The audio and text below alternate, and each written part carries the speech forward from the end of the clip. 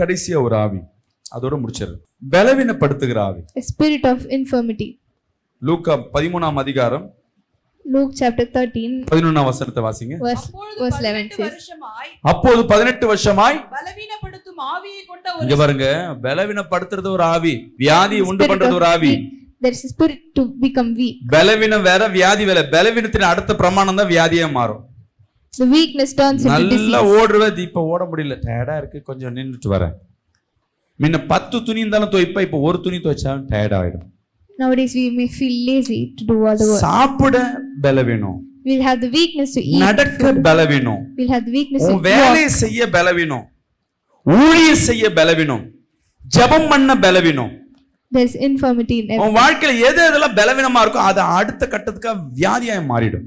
And it will turn into the sickness. பல வருஷமா இன்னைக்கு நிறைய ஆத்மாவில பாப்பேன், வியாதியில வருவாங்க, ஜெபம் பண்ண அந்த ஆவி போன உடனே அந்த பலவீனம் மாறிப்படும், அந்த வியாதி சுகமாகிடும்.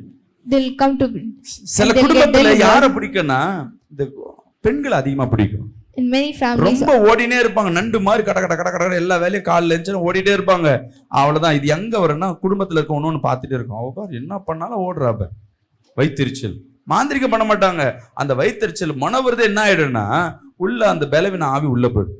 முட்டி வலிக்குது, இடுப்பு வலிக்குது, கால் வலிக்குது, அப்படியே சோர்ந்து சோர்ந்து சோர்ந்து சோர்ந்து அப்படியே அந்த ஆவி அவங்கள மட்டும் இல்ல, கணவனுக்கிட்ட பிள்ளைங்கிட்ட அப்படி டிரான்ஸ்ஃபர் ஆகிக்கொண்டே இருக்கும். இன்னைக்கு இந்த ஆவியை கடிந்து நீங்க ஜெபிக்கணும். We have to pray against this இல்லைன்னா spirit. உங்களால என்ன பண்ண முடியாது, எந்த வேலையும் செய்ய முடியாது. And we cannot do any job.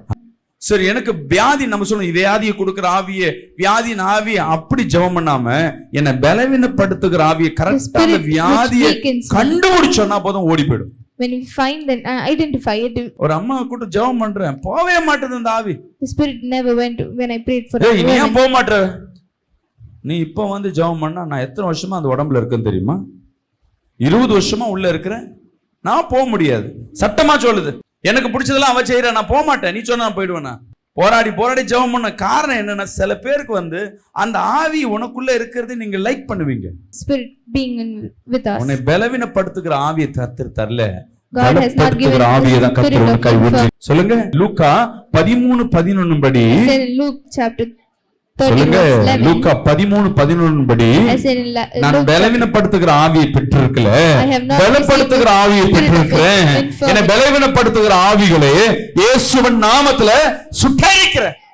எல்லாம் கடிந்து நீங்க கரெக்டா அந்த பலவீனத்தை சொல்லி சொல்லி ஜெபம் பண்ண ஆரம்பிச்சீங்கன்னா When we உங்க identify and வியாதி pray உங்களை against விட்டு it, வெளியே போகும். and the bond will be broken. கால் வலி இருக்கா? ஏசப்பா அந்த We have கால் வலியை, the leg இந்த முட்டி வலியை சுகமாக்குன்னு கேட்காது. We should not ask for the leg நான் pain ஜெபம் to பண்ணும்போது get நிறைய பேர் cured. பார்த்திருப்பீங்க, இயேசுவின் நாமத்துல இந்த கால்ல இருக்க கட்டுகளை உடைக்கிறது தான். எனக்கு அந்த கட்டை உடைச்சா அந்த கால் வலி சரியா போயிடும். நம்ம ஆண்டவரே இந்த கால் வலி சுகமாட்டோம், ஆண்டவரே பின்னங்கால் சுகமாட்டோம், இந்த காலை ஏதோ கட்டி வச்சிருக்கேன், ஏதோ Something is பலவீனப்படுத்திருக்கேன். அப்ப என்ன ஏதோ நடக்க கூடாதபடி ஏதோ பலவீனப்படுத்திருக்கு. நான் நடந்தா வேலை செய்வேன், வேலை செஞ்சா என் குடும்பத்துக்கு நான் பிரோஜனம் வருவேன், நான் பிரோஜனமா இருக்க கூடாதுன்னு என்ன பலவீனப்படுத்தி வச்சிருக்க ஒரு ஆவி.